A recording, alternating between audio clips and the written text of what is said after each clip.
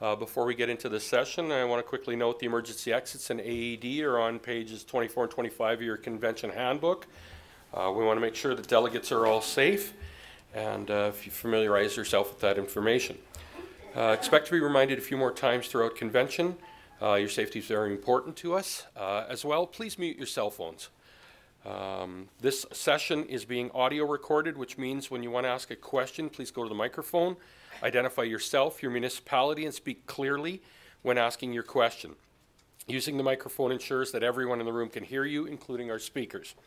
And the question is on the recording. Later this month, all the presentations will be available on the SUMA YouTube channel. These recordings will be a good resource, so all your questions need to be recorded. When we plan events for our members, we try to tailor topics and speakers for your needs. The full bios of our speakers today are available on EventBase, our convention app, where you can see the work these fine folks are doing, gaining the knowledge they are going to share with you today. Please give them your full attention and be open to how their information can apply to your municipality. Some lessons are going to be easier to apply than others, but I'm sure everyone in this room can use the valuable nuggets of information when they go back to their offices. I'm now pleased to introduce our presenters. Sarah Keith is the Director of Air and Land Management within Environmental Protection branch of the Saskatchewan Ministry of Environment. Sarah has been with the ministry for more than 15 years in 5 positions as Environmental Protection Officer, Senior Environmental Protection Officer, Provincial Hazardous Materials Coordinator, Manager of Case Management within Client Service Office, and Manager of Landfills. Jared Melnyk is a councillor for the town of Churchbridge and a member of the Solid Waste Advisory Team. Raised in Churchbridge, he was Public Works employee for the town from 1998 to 2003. He has served as a member of Town Council since 2009 and joined the Solid Waste Management Team in 2015. Thank you both for joining us today. Delegates, please give our presenters a warm welcome. Sarah? Another full room, and it's still just as warm in here, so hopefully we'll try and keep everybody awake. I think we got through this presentation in about an hour last time, so there's lots of time for questions afterwards, so we'll make sure we try and about the same. I'd like to just kind of announce that Tara Pidborczynski, the manager of landfills, and Rachel Jansen, our senior environmental protection officer, are also here to help answer any questions, or you can speak with them after if you have questions about your specific community. We also have members. We'll talk more about the Solid Waste Advisory Team as we get into the presentation, but I saw Brad Henry try and unsuccessfully sneak in with Government Relations is here, and Stephen Drobnicki with SUMA is on the team, and of course Jared, and we'll talk a little bit more about Churchbridge and some other examples. So we're very pleased to be welcomed back for the 3rd year in a row and 2nd appearance. As some of you may know, we had to pull out at the very 9th hour last year, and some were a little bit worried about by-elections this year impacting us, but we are here, so all is good, and are very pleased to be invited back. And what I think we're most pleased about this year is to be joined by the town of Churchbridge and Jared. You know, we'll say that government can tell you what you have to do, but we can't always tell you how to do it. And you can best learn how to do it, what works, what doesn't work from your own peers, and those other communities around you. So all those example and success stories we can share of other communities are where you can get your best learning from. So very glad to be joined by Jared and Churchbridge today. So what we're going to do to start today is a little bit of a Mythbuster segment. So we're going to put your knowledge on the spot and see if you guys can answer the questions before I give you the answers. So we're going to start with number 1 that caused a little bit of controversy in the first session. Farmers can dispose of any waste on their own land. I shouldn't say any now that I read it actually out loud, but it is true, but it's not any. Basically, under the Act, farmers are still allowed to dispose of their own household waste on their own land. Household waste only, and that they have generated on that land. They cannot accept waste from anybody else, and they cannot dispose of business waste on their land. So we have had several instances where, you know, a contractor may underbid a project and then haul the waste to private his farmland or other farmland to get out around those disposal costs at the landfill and the tipping fees. So that is not allowed, and we do investigate and follow up on those. think the most significant one was outside of North Battleford, and it was found that that contractor saved $250,000 in tipping fees from that job. So that case did go through court, and it was cleaned up. Another one outside of Regina was fairly significant in size as well. So it is more common than we would like. If you do know of any of those cases, it can be called into TIP. So just a reminder, whenever you see me put TIP up here, TIP is not just turn in poachers, it is turn in poachers and polluters, so it is for all environmental infractions. And our conservation officers do follow up on all of those cases on farmland of illegal dumping and unauthorized dumping. I should say, just in response to a comment that we got in the first session, you know, although that is still in legislation, and although farmers can dispose of their own household waste on their own land, you know, I have noticed we drive a lot across the province. If there's a community I haven't been to, I'm surprised. But as I drive up and down the highways, I do notice it's more and more common to see those dumpster bins in farmyards now and having the waste hauled away. So I think that there is a general shift in mindset there as well. So number 2, burning of waste is more environmentally friendly than hauling. So that is a myth. So when we talk about the burning of waste, you're taking something from a solid state, and when you're changing it from a solid state to the ash and the smoke, you're really making it more mobile in the environment. You know, the smoke and what comes off and the ash become more mobile into the groundwater. The primary concern, especially with the amount of plastics in our waste, is the dioxins and furans that are generated from the plastic. And the waste that we generate today is not the same waste that was generated in 1930, 1940, 1950.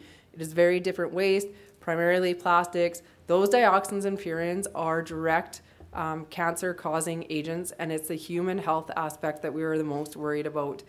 So the example that I use is when a lot of information came out about BPA in plastic bottles, and a lot of people rushed out to change all their drinking water bottles and their baby water bottles from plastic to glass. And I was at our friend's farm, and they hauled all those plastic bottles out to their burn barrel and burnt them while their kids were running around playing. And the inhalation of all of that smoke from burning of plastic is definitely more of an impact than the absorption from the BPA that was in the plastic bottles to begin with. So, you know, that information just isn't commonly out there. It's definitely more common in Saskatchewan to see that burning than anywhere else. But when we talk about the burning of waste, when we talk about incinerators and the requirements for incinerators and why they have to meet requirements, it is because dioxins and furans are a health impact. The ash that's generated is potentially hazardous. There is no hazardous waste disposal facility in Saskatchewan, so it would have to leave the province. That being said, we do, as a ministry and as a province, talk a lot about the future and innovation and energy from waste. When we talk about energy from waste, you really need a large volume of waste to make energy from waste sustainable. You know, a lot of research, it's the amount of waste that Saskatchewan generates is what you would need to sustain an energy from waste facility. There was a really good project in southeastern Alberta that they're still trying to get off the ground. However, they found they just don't have enough waste to make that facility feasible, because people can still truck their waste to Calgary cheaper than they could be part of that energy from waste facility. Also, the availability of land. Usually where you find energy from waste facilities is where there isn't a lot of land available. We all know in Saskatchewan we still have a lot of land that is still relatively cheap. So right now, landfilling, although energy from waste might be the most sustainable option, landfilling is still the cheaper option in the province. Small landfills do not cause impacts or need engineered designs. Maybe some people have seen this presentation before. That is false. So the potential for impacts are really based off of every specific site and the conditions at that site. Whether you have a sandy site, a clay site, where your groundwater is located, what materials you're accepting, has that material been burnt? So the volume of waste or the size of the site itself is not what correlates with the impacts. Like I said, it's all about those site characteristics.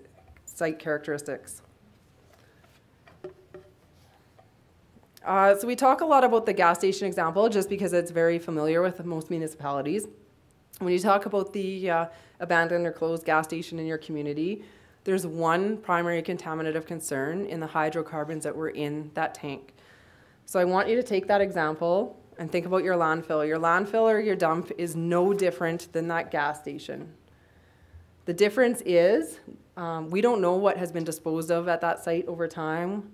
We don't always know if there's been a big history of burning there.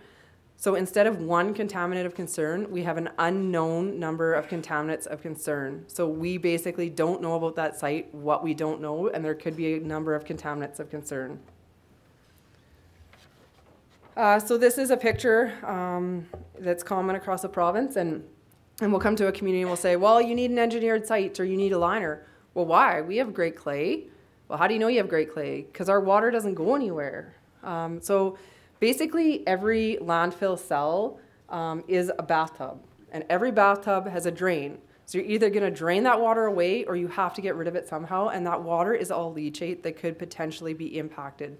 So when we talk about sites then needing leachate collection, it's all about dealing with that water that's found within your cell. So often we'll go out for compliance checks and inspections, and we have found situations where we'll come up to sites that look like this, except that they'll have a pump in them with a hose, and that hose is discharging that leachate out into the nearby creek or the nearby bushes without having been tested. So that leachate does have to be collected and handled properly.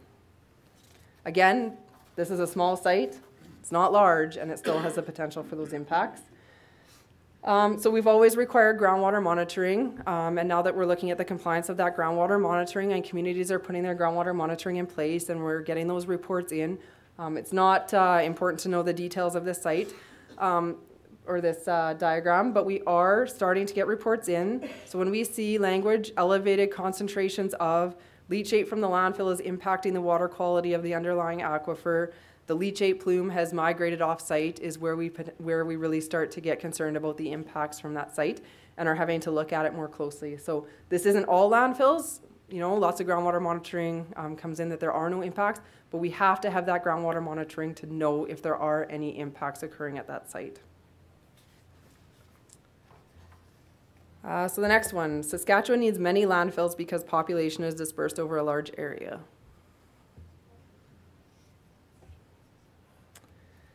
So that is a myth. So interestingly enough, back in 2009, you know, New North did a feasibility study in the north of regionalization, and the study found that for the entire north, the waste could be handled by 3 landfills, one on the east side, one central, and one on the west side, is what they were looking at for that area.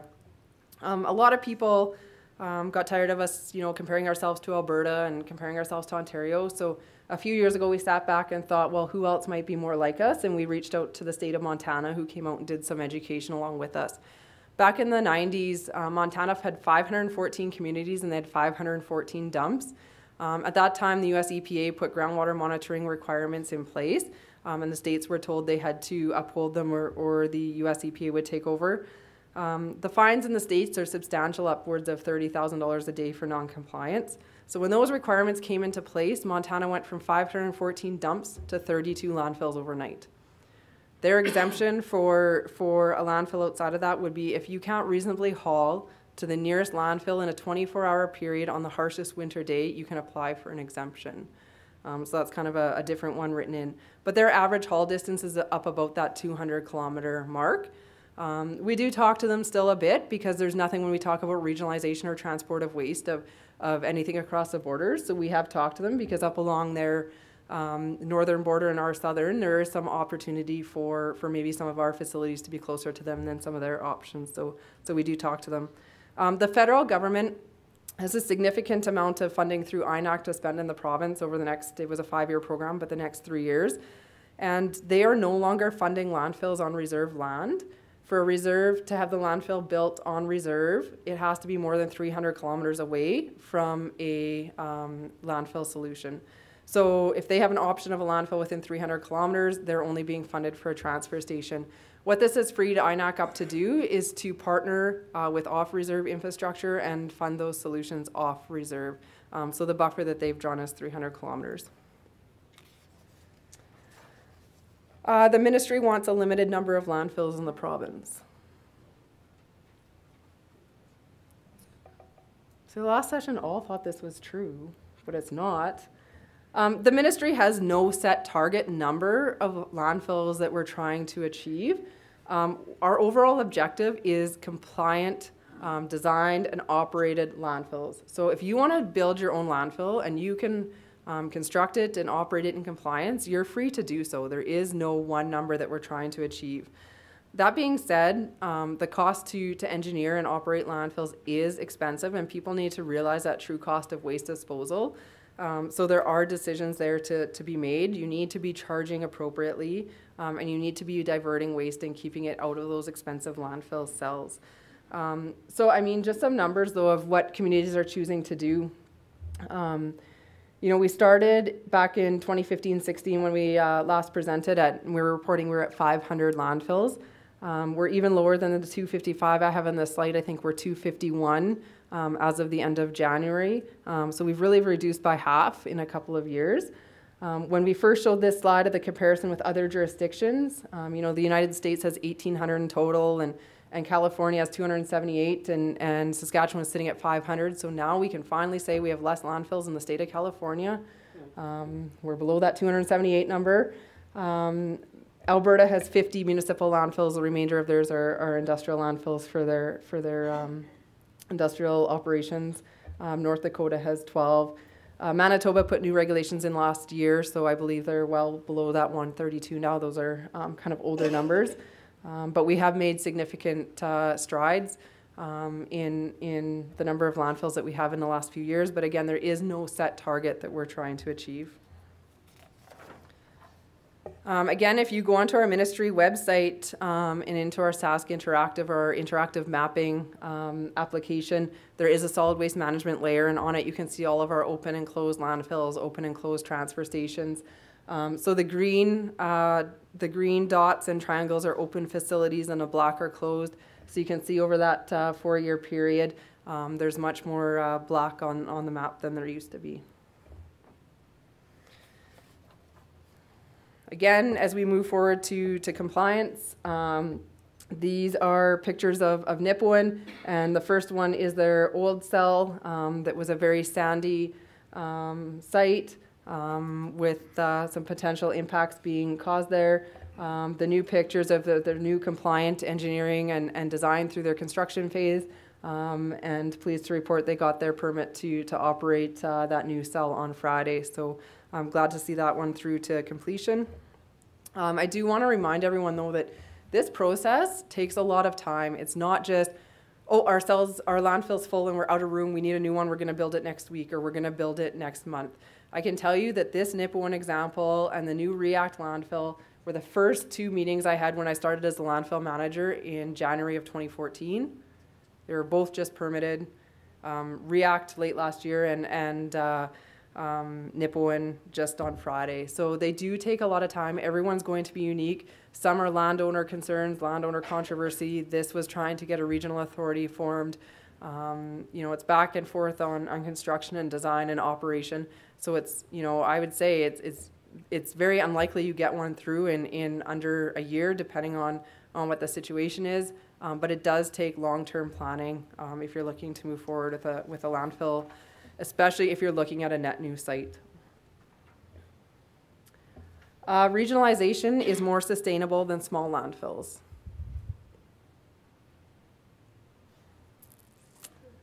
So this is a fact. So regionalization really realizes the economies of scale for both disposal and diversion. So when you talk about regionalization, it's not just about that regional landfill and the actual disposal of that waste, but it also then brings into the conversation the benefits and the economies of scale on the diversion side and the recycling opportunities as a region, as opposed to each individual municipality. Some things that are being done on that front is, you know, Green Lake has a really good project going on where they're not looking at the actual disposal of waste, but it's all about the hauling and what does that hauling look like. And if you're setting up contracts, you know, it's more feasible and efficient to do it as a group of communities than each one-off individual contracts.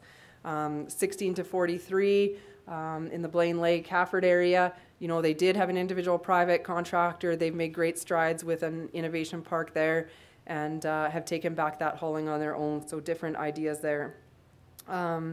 If you look, once we talk about the landfills, to build a landfill is to build a landfill. Everybody has to operate that landfill the same. So whether you're 100 people or 100,000 people, you have to have the operator, you have to have the compactor, you have to have the cover, you have to have the groundwater monitoring, you have to have the reporting.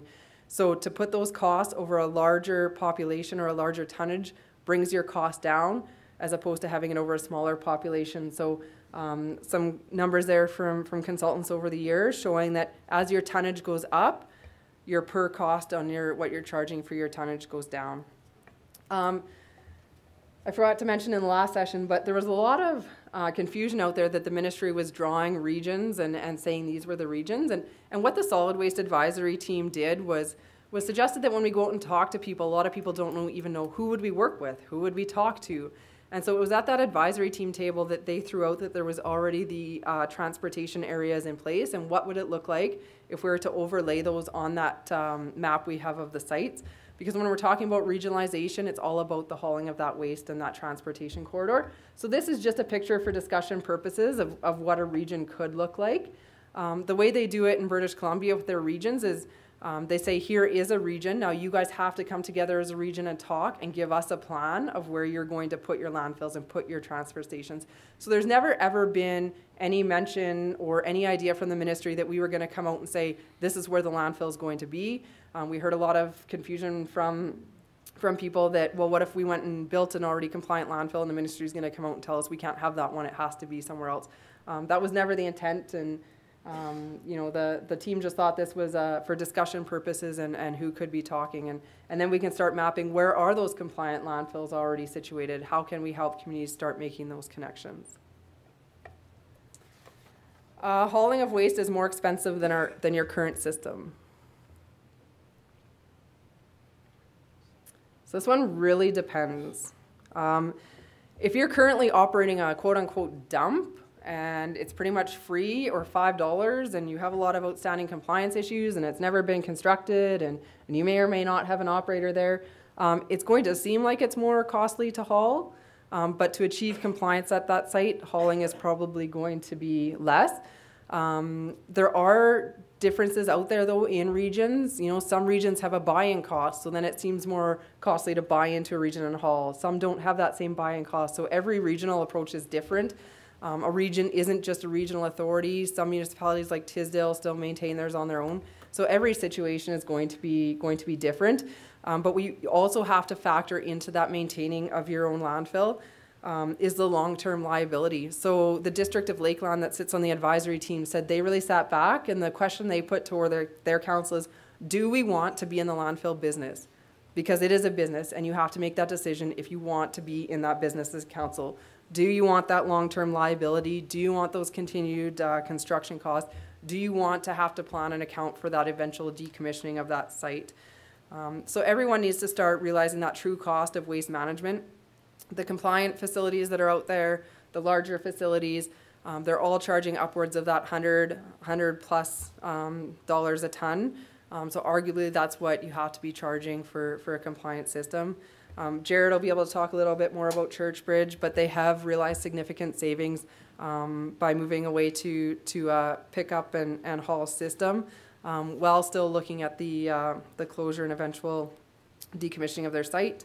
And there are ways to reduce volumes of waste that you do have to haul. So are there innovative things you can do in your community with waste that doesn't have to be hauled? Do you start a compost program so the compost is staying and you're dealing with it, and just, you know, that's 40 to 50% of the volume. So what other aspects can you put into place?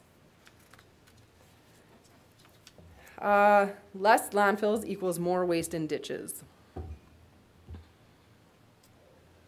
So that's a myth. I guess the answers are already up there. That screen didn't work. But other jurisdictions that we've reached out to as they were going through this process did not really see an increase in illegal dumping. And the message we really got back is those that are going to do the wrong thing are going to do the wrong thing regardless. And, you know, you look around our province for forever, and even though landfills have been free or $5 or $10, there's still been illegal dumping. If somebody shows up and it's closed, they dump, whatever the situation may be. So perceptions are starting to change, and it does take time. And of course that illegal dumping can always be reported through our tip line. Our conservation officers will always tell you they didn't get into that role to dig through garbage, but they do have to do it. Not everybody is always fined. There isn't always charges. They do use alternative measures a lot. So, you know, a case like outside of Prince Albert, where a kid was given the money to go to the dump for his parents, but chose to use it at the liquor store instead and just dump the garbage. When he was found, they required him to clean up that site plus 2 other sites they knew about in the forest, so that the sites were cleaned up instead of the fine or the charges. You know, that you'll see tips of the month on illegal dumping, and there's been situations where there's been a pile of shingles dumped and they've been able to track the photos of that antenna back to the house that they came from. So there are a number of successful completions of files on the illegal dumping. This slide didn't work either, but there are no new regulations. So I think this is the one that has the most confusion, aside from the mandated regions or targets. A lot of people refer to the new regulations or the new code. So the regulations that we're working under are the municipal refuse and management regulations that have been in place since 1986. So your permit has always had a requirement to get approved construction. Most just weren't doing it. Your permits always had a requirement for site supervision. Most just weren't doing it. What has changed is, for a long time, the enforcement and compliance piece of landfills fell behind drinking water and wastewater. When water moved over to the Water Security Agency and the landfills was left behind, there was a lot more focus on the landfill program and compliance, which is what we've been working with over the last 5 years. You know, New North was in the last session, and at our last advisory team meeting, they made the comment that they feel like we've overcome that 5-year hurdle of communities really pushing back and saying we can't do this and why do we have to do this. And that now that we've come down that other side, it's really much more an attitude of, okay, we've accepted this, we need to move on, and how can we achieve this compliance? And even on the way down, Rachel just came back from a mat leave, and she said the difference in picking up the phone from a community now versus 2 years ago, you can tell the tone difference in a lot of the communication. Instead of trying to fight it, it's, okay, we need these answers, how do we move forward, how can we achieve compliance? So it's not new requirements that are in place. The regulations have been there since 1986. Our act is new and was proclaimed in 2015, and that has more of an impact on our industrial waste works. So anything handling industrial waste or land farms, as well as the burning of waste, where anything for an incinerator is required to have an approval. Like I said, that approval for construction and compliant operations has always been there. I should say that with the environmental code, we have no immediate plans to move forward with the landfill code chapter. We do continue to recommend codifying lower risk activities such as our transfer stations and compost facilities and recycling facilities. But what we do have in place is a site assessment chapter and corrective action plan chapter, and those cover off your site assessment work and closure work of your landfill. So a landfill is an impacted site like any other impacted site in the province, just like that gas station example that we used. So the way that you conduct a site assessment is the same as you would on a gas station, and the way that you close and deal with those corrective actions is the same process. So there are a couple code chapters that do apply to the landfills on those sides. For the design and construction operation, we rely on best management practice from any other jurisdictions. The most commonly used one is Alberta, since they are the closest to us, similar geology, and it's the one that consultants are the most familiar with. We are currently undergoing red tape review of our municipal refuse management regulations, so you will likely see a survey come out on that in the next month or two. We have had some preliminary feedback over the years about RM requirements and changes to those in the regulations, looking at requiring operator certification. There's been a move from a few municipalities and SUMA to promote the idea of operator certification within the province. The more educated the operators are, the more compliant the site should be if they know why they're required to do things, as well as improving our transfer station requirements and clarifying those. So the ministry provides time for closed sites to complete environmental site assessments. So that is true. So we do provide the timeline based on the risk of the site. So, you know, the most common time frame to complete that site assessment work is really 2 to 3 years. We do have some that run up to 5. We do work with communities to ensure that they can build up those funds to complete that work. There are some sites, though, that are just such a significant risk that we do require that work within a year. When we're working on compliance with these, as long as a community is moving forward with a plan and they can show us that plan and what they're working towards achieving, you know, we don't bring down some heavy-handed enforcement. We just don't want to hear we're not going to do it or we're not going to work with you. But that environmental site assessment has to be gained to understand what the further decommissioning of that site is. And it's all based on that site assessment. Corrective action plans might then be longer term. If there aren't any impacts or there's low potential for impacts at that site, it could be a long-term decommissioning plan versus if impacts are currently found at that site. And costs are all site-specific. So the way Jared ended up at this table, and I like to pick on Churchbridge because they picked on us, but when I first started, Churchbridge was the one writing all the ministers' letters complaining about their $800,000 decommissioning costs, and then everybody got the idea that it was $1 million to decommission a landfill. Well, it might be, I think it's $900,000 in the case of Churchbridge, but there's sites that it might only be $100,000 or $150,000 to get from start to finish. And from the consultant side, you know, they say the average in Saskatchewan is about $200,000. So it is site specific. So when we put together the landfill advisory team, and the initial objective of that advisory team was to help communities that were struggling to achieve compliance, we put together a mix of people who had achieved compliance with communities that were struggling to achieve compliance. So Churchbridge was put on the team as one that was struggling to achieve compliance because they kept writing in that they couldn't.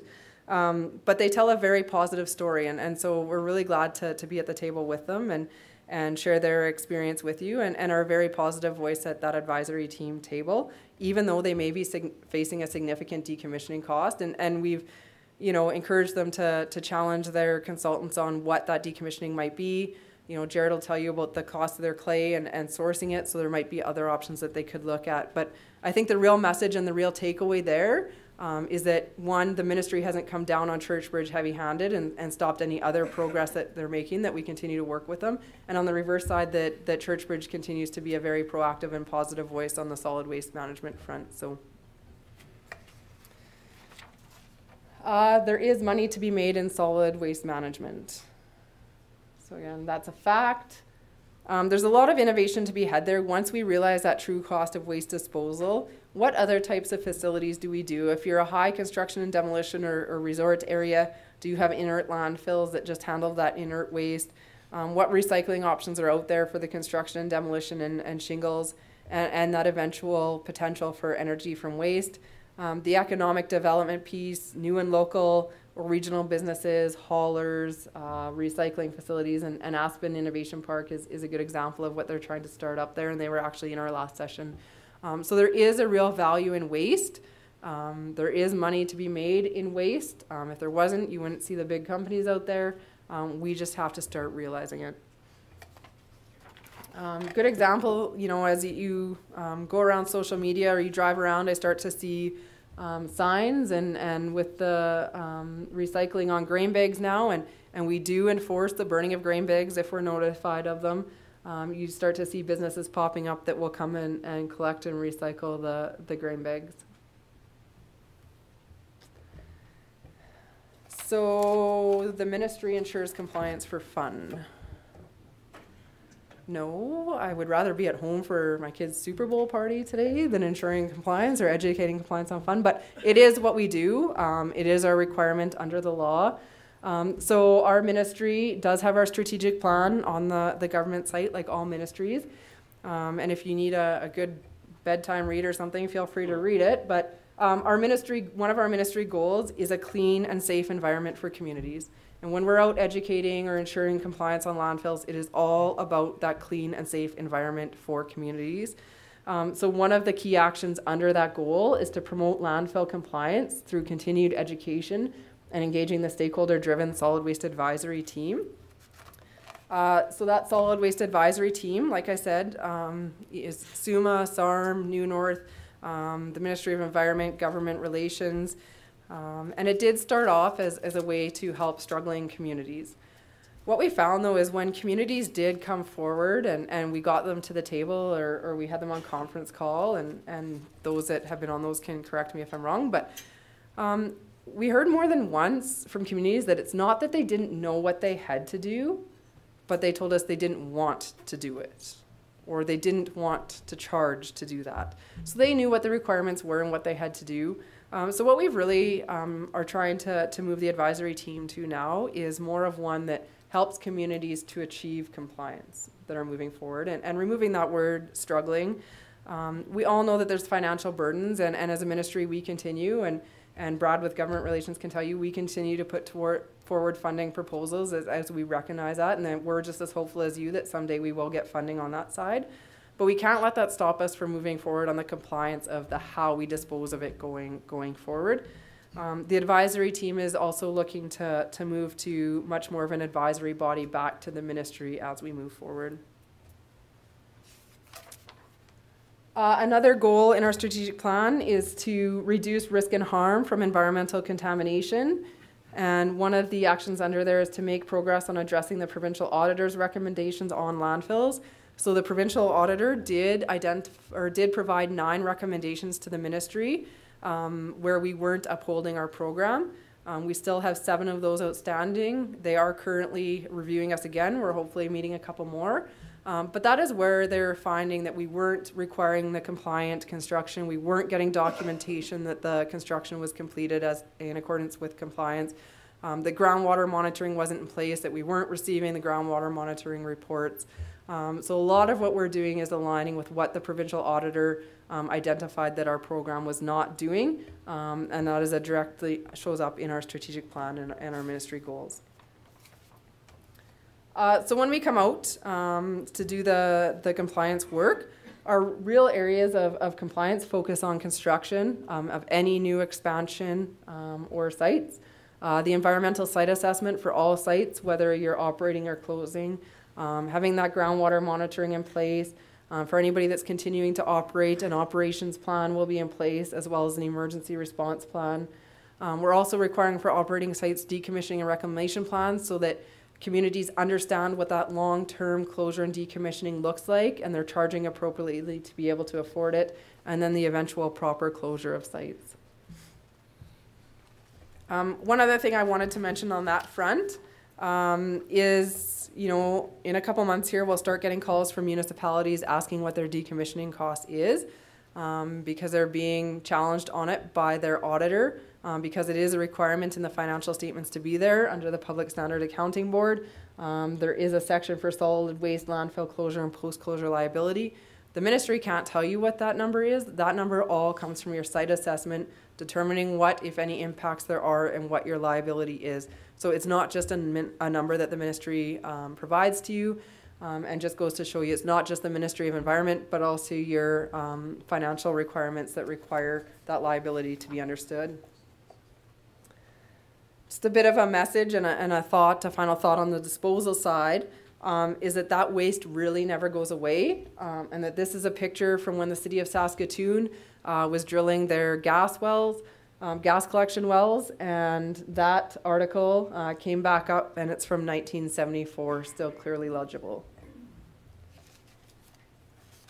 I do want to say again, like I said, we start to see that mindset changing and that tone in communities changing, and one of the inquiries we just got a couple weeks ago, again, was from a village, 20 to 30 people, they said, just wanting to develop their waste strategy, having someone come in and collect their household garbage, and wanted to look at how they can regulate and eliminate burn barrels, so looking to do the right thing, so helping them through that. I also mentioned in the last session that in our media reports from last week, there was one, I think it was from the Melville paper, and it was about salt coats, and it was talking about closing their landfill, and I kept reading it, and I couldn't figure it out for a while, because it kept saying, well, they were going to request from the ministry an unpermitted site, and they would ask for approval from the ministry for an unpermitted site, and I couldn't figure out what this unpermitted site was or what they were asking for until I realized if you go to bins only and there is no waste on the ground, we do not regulate you, just like we don't regulate the bins in the Walmart parking lot. So if you're moving to a transfer station that is bins only, we do not regulate you. So that's just a piece to keep in the back of your mind. So I'm going to move now to a bit about the draft solid waste management strategy update. So back in March of 2017, there was a discussion paper that was prepared, and it was placed on our ministry's website, and it kicked off our first round of engagement on that discussion paper, which was held in May. We had 3 in-person sessions in Regina, Saskatoon, and Prince Albert. We had an online survey, an online webinar for those that couldn't attend in person, as well as written submissions. So the information that was compiled as part of those engagement sessions went into developing a What We Heard document, and that What We Heard document was also placed on the ministry website. And it was based on all of the feedback we heard at those engagement sessions, the webinar, and online. So in that What We Heard document, you will see some themes. So one is on the regionalization of landfills. So participants expressed concern about the number of landfills in Saskatchewan, or agreed that the number of landfills is high and unsustainable. Potential methods for reducing landfills. Some indicated that implementation of regional waste management authorities is necessary, and that by reducing the number of landfills to a manageable number, those landfills could be more sustainable and properly engineered. Another one was regulation and enforcement. So looking at modernization of current regulation is required to reduce the number of at-risk landfills and ensure consistency with requirements. Another one is waste diversion and reduction. So both the access and recycling programs that are available. Communities are challenged by issues related to geography and population density, and where we can identify the strategy should consider opportunities for those partnerships to be made. And consider diversion programs for special and hard to recycle waste, such as household hazardous waste, mattresses, and industrial commercial waste. And I'll talk a bit about household hazardous waste in a bit. Education and awareness, opportunities to increase education and awareness, training opportunities for landfill operators, like we talked about the potential operator certification, and leadership for the government of Saskatchewan to adopt a one-team approach to promote long-term sustainable waste management. And stakeholders identified engagement and coordination with Indigenous communities as an integral component of leadership for waste management in Saskatchewan. So what should the strategy accomplish?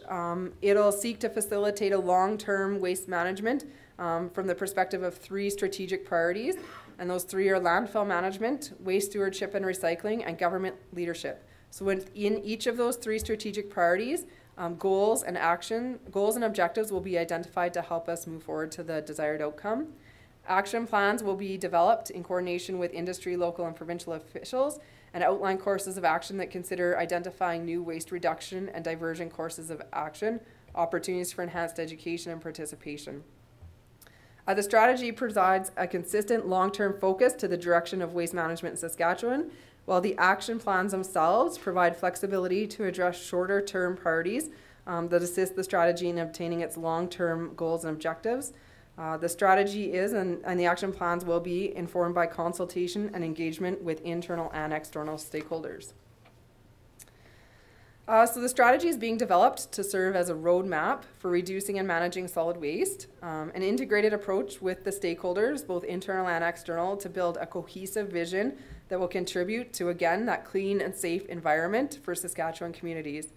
The strategy will outline a mission to establish Saskatchewan as a leader in waste management in Canada that brings in expertise and best practice from industry, stewards, business, municipalities, provincial government, First Nations, and the public. So basically, the guiding principles are sustainability, so identifying waste as a resource, again, and finding solutions that support reduction, recycling, and recovery before that disposal. Safer landfills, so when we do get to the disposal, finding solutions to waste management that ensures the protection of human health and the environment.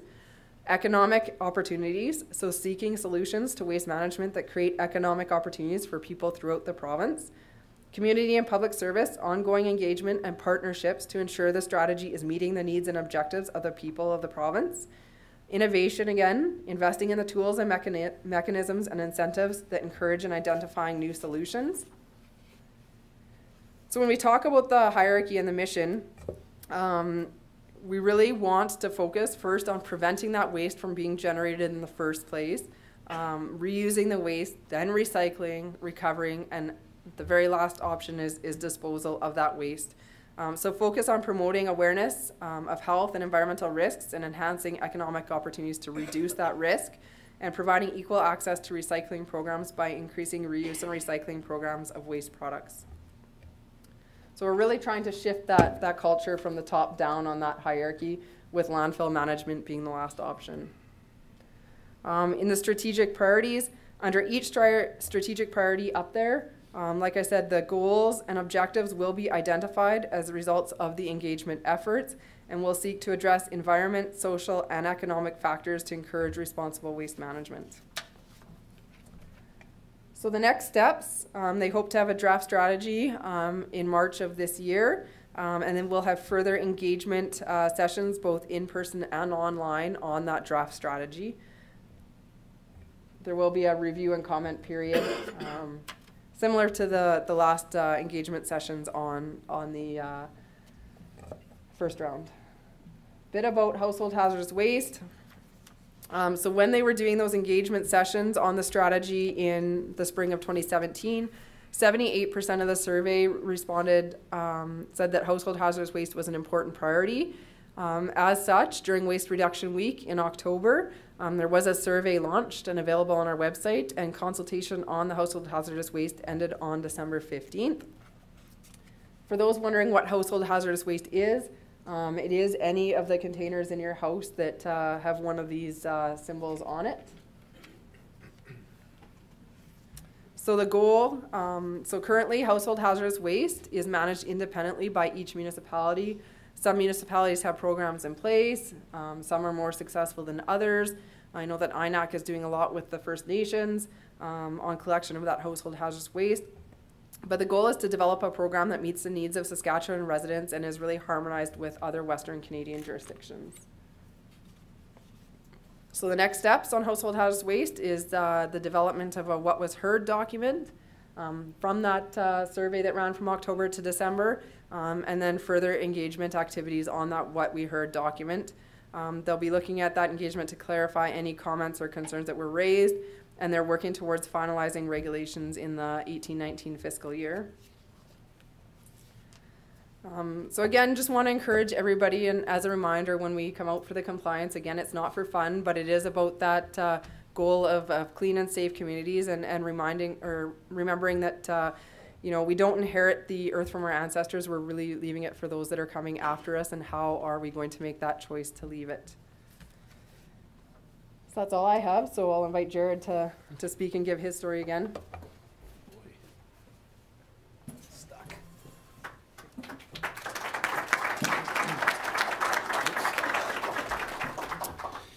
Thank you, Sarah. That's a tough act to follow. She had a nice presentation. I kind of fly by the seat of my pants. I have some numbers, so we're just going to go from there. So the first session this afternoon, we had a gentleman in, and they were building a new landfill. He made us aware costs are over $1 million to open a new landfill. I think they're between 1,000 and 2,000 people population. So that's what it costs now. I'm going to go back. We opened our landfill around 1970. It cost us $700 to start that landfill. So you can see where the prices have jumped. Around 1991, we entered into talks with surrounding communities to try to regionalize our landfill. So between 96 and 2014, we had Langeberg, Bredenbury, and surrounding RMs bringing their garbage to our landfill.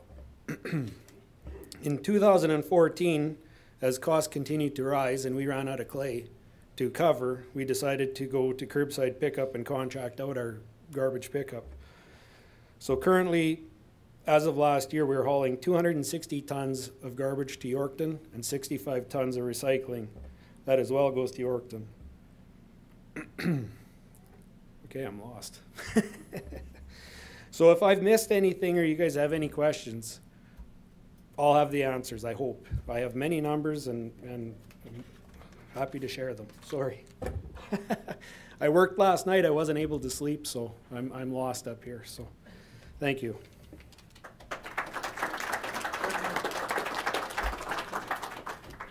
With that, we'll encourage any questions anyone has. Come up to the microphone. Yes, I'll go first. Question for Sarah. My name is Tom Fink. I'm a councillor in the resort village of Canada Valley. If I disagree with a determination made by the stewardship branch, is there an appeal process that I can make? So what type, like in what, within regards Well, to? I didn't want to be specific, but I will. In regards to the Quill Lake drainage project, Oh, so you're, okay, so, Okay. yeah, I can't speak on that. That would Okay. be the environmental assessment But is there an branch. appeal process, though? Who do I talk to? Yeah, I can give you the contact after of who you Okay. would talk to. Well, thank you. You're welcome. Okay, good. Yeah.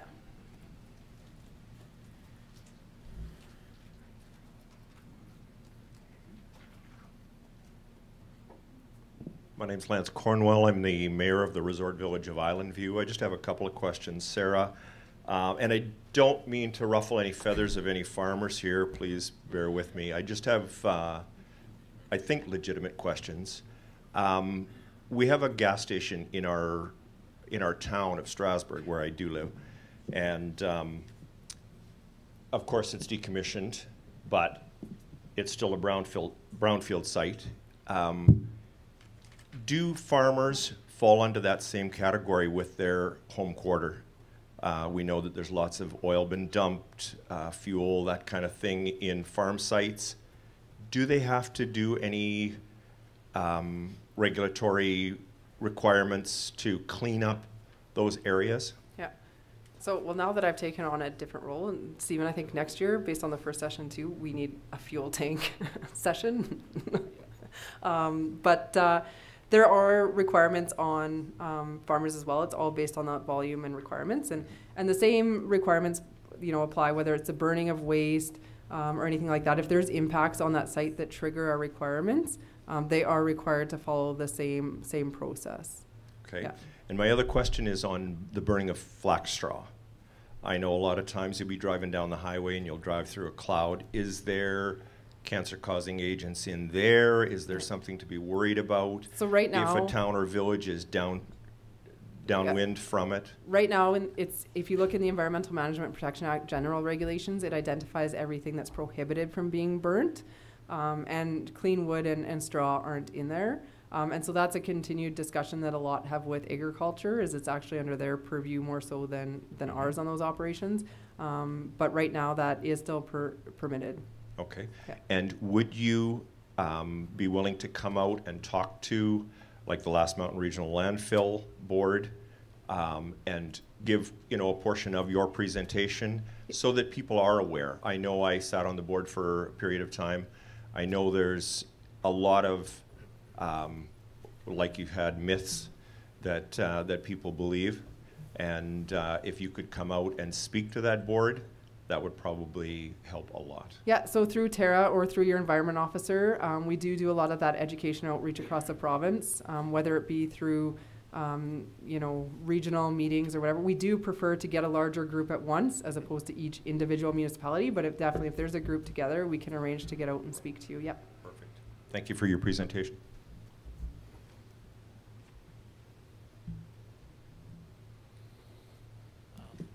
Hi, I'm Borden Waslick from Resort Village of Candle Lake, and I have a question. If you give approval or something, or one of your field staff do, will you ever retract it? Or have you ever retracted it? If they give approval? Yeah, if they approve, say, an enlargement of the landfill site, Yeah. and it's been approved by one individual and everything else, and say it was done back in 2016, and then it comes back and we get a new officer coming in, and all of a sudden, oh, you need another $400,000 to complete this. No, so once an approval is given, that approval is in good standing, but requirements could change to the next construction approval. So if it's found that something at that site changes or there are impacts, by the time you go to construct the next time, something might change. But that approval should always be in place. And I know the situation you're talking about, so I would encourage you to talk to Tara after. Okay, so you're, so you know we have an issue Yeah, there. so yeah, I'd encourage you to talk to Tara after. Okay, Yeah. thank you.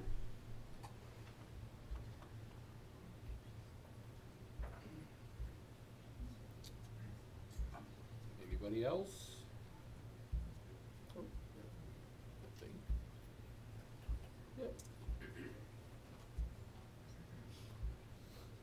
My name's Joe. I'm just a tech at the back of the table, but I got a question for Jared. You mentioned that the landfill in 1970 costs about $700 to start. What would that cost be in today's dollars? Just a question.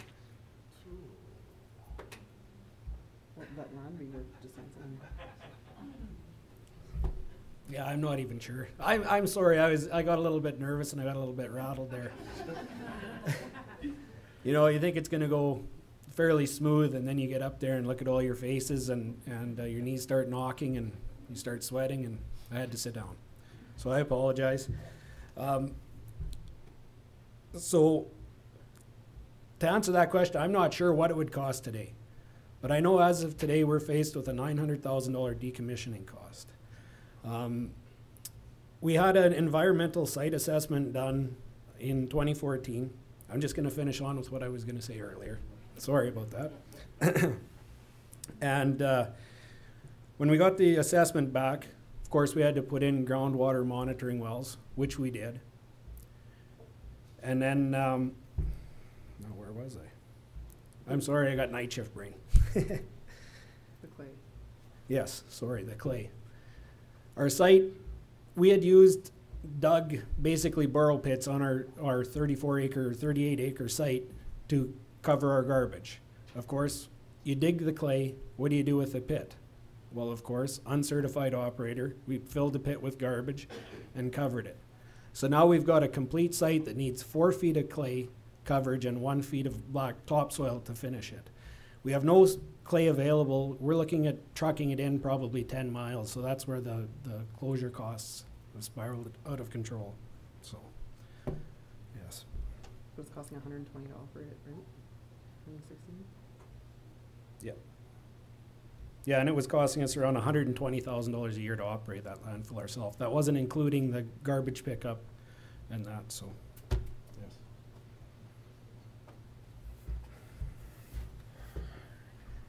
So I think the average construction cost that we see on a site are anywhere from $500,000 to $1 million, just to construct that site and all the operations on top of it. So I know Wynyard was giving some of their costs in the last presentation, and that's about where they were at. So like I said, everywhere is going to be different on those decisions that they make. Every region's going to have a different way that they handle it as a region, and buying costs or costs. So those just all have to be understood and balanced and weighed out against each other.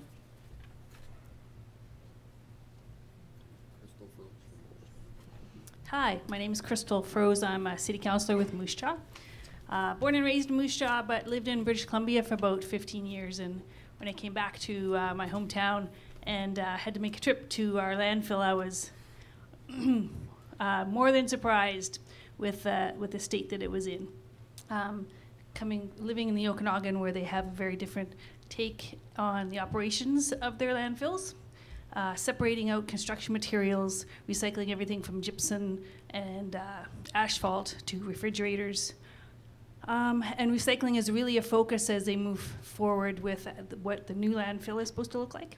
So, and in Moose Jaw, we are just about at the end of life of ours, and it's going to cost us anywhere up to $10 million to reassess and decide where we're going to relocate and those types of things. So I'm just wondering, provincially, are we moving towards what our new landfills are going to look like? Is there going to be more help and regulation and guidance to what that looks like? I know Edmonton, the city of Edmonton has a biofuel plant there. They're actually diverting 50 to 90% of their waste into biofuels as economic initiative, and I know we don't have that as much garbage here, but I'm just wondering if there's more initiatives coming. I see one of the key actions is recycling, but I really feel our province doesn't really wrap their head around what that really means and the potential economically. So I'm just wondering from your perspective what that for sure, and that's really what the solid waste management strategy is trying to get at. We're just taking a long time getting there, but really first we have to get people to understand the true cost of waste management. Because our disposal here has been free or cheap for so long, there was no incentive to divert waste because it was just free and easy to put it into the ground. So once we start realizing that true cost of what those landfills cost to run, it incentivizes all that diversion ahead, like those ones you see in BC. And I know at the Solid Waste Advisory Team, it's really that shift in mindset. And even if you look at, we'll still say construction and demolition waste, and it all just goes into a hole, or people just want to take it to landfill. Well, where you're talking in the Okanagan, everything is dismantled piece by piece by piece, and it goes somewhere. And so yes, it takes longer, but that's really their mindset. So that's really where the strategy is trying to get us to, which will also be the modernization of legislation and help on what they look like. But right now, in absence of having prescriptive legislation, because the regulations don't say a lot, communities follow best management practice. So we're able to use what those other jurisdictions have set out and able to follow them as a model when designing and building and approving ours. So those are really the models that we're trying to follow and get to. You know, similar to the Saskatoons and Reginas that are capturing their gas and utilizing it. So. Okay, great, thanks.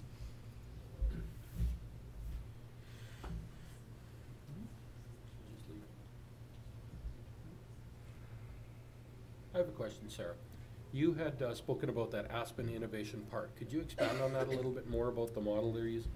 Yeah, so Aspen Innovation Park, and it's Highway 16 to 43, Landfill, they bought an old hog operations that went bankrupt and turned those lagoons that were already engineered and designed into their landfill cells. So that was the first piece, was building the landfill or disposal piece of it. And a lot of those communities were using a private hauler, and they decided to take over the hauling themselves.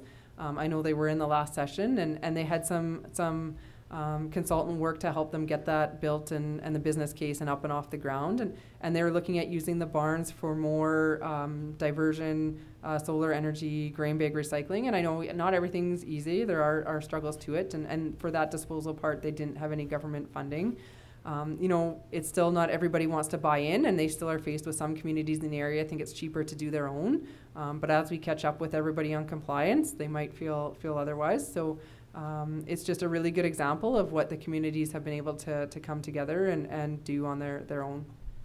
Excellent. I just have one more question, if I might. I was at a session a few years ago, not at SUMA, but another conference on waste management. And we spoke with a gentleman that was into the tub grinding business. With our regional landfill, is it acceptable to stockpile and tub grind shingles and use them as roadbed around our pits, and also to stockpile clean building materials and trees and use that as mulch around our fence line? Yep, for sure. Everything at a transfer station, as long as there is an intended plan for removal or use of it, it can be stockpiled. It just can't be stockpiled there indefinitely. So as long as there's a plan and a use, yeah, it can be stockpiled. But as for asphalt shingles, is it okay to put them on around our pits and use it as roadbed? There's nothing going to leach into the ground from them? No, so what we have is there is a guideline on our website that is reuse and recycling of construction and demolition waste. So they'll tell you all of the acceptable uses of the asphalt, and one is going back into road base. So I mean, your site is still a regulated site and it's still monitored. So that could potentially be a use for it, but that's all would be done through your operations plan for that site. Yeah.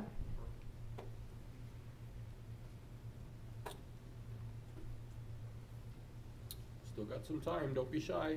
If anybody's got a question, no such thing as a bad one. All right. Anything else? Question from back here. Sorry, it's a long ways and I'm getting older.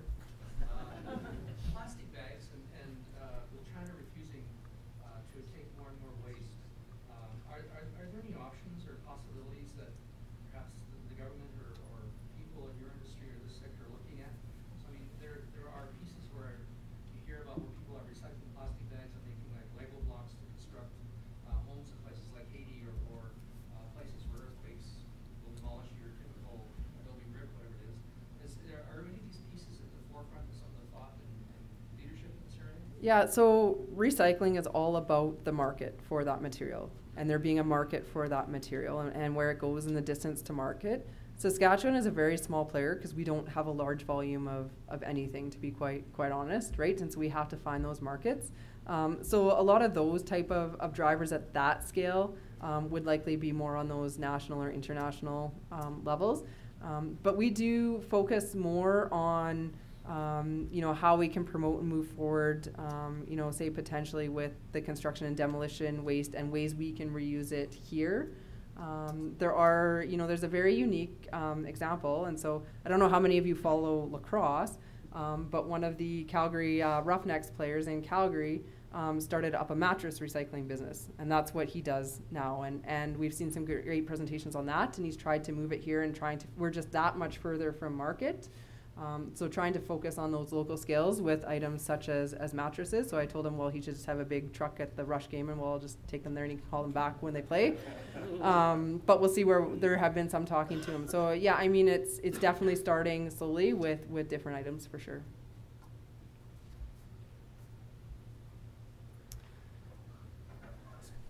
Gerald. Hi, Sarah. Gerald Roy, Northern Village, Viola Lacrosse.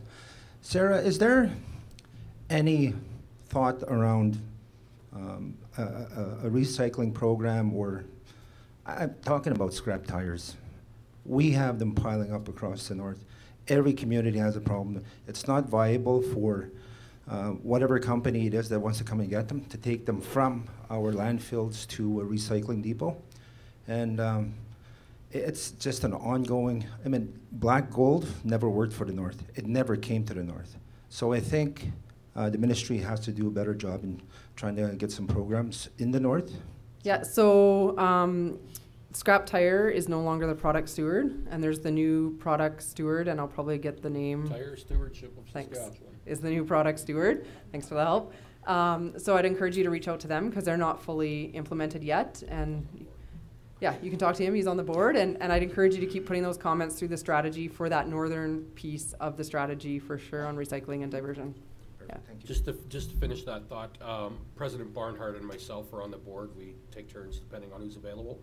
One of the things that was discussed at the last board meeting is a more central location, like a transfer station for tires, where it's not as cost prohibitive for someone collecting them to drive to 12 different communities or something like that, you know, and take the chance that some reseller is going to have a number of tires for them.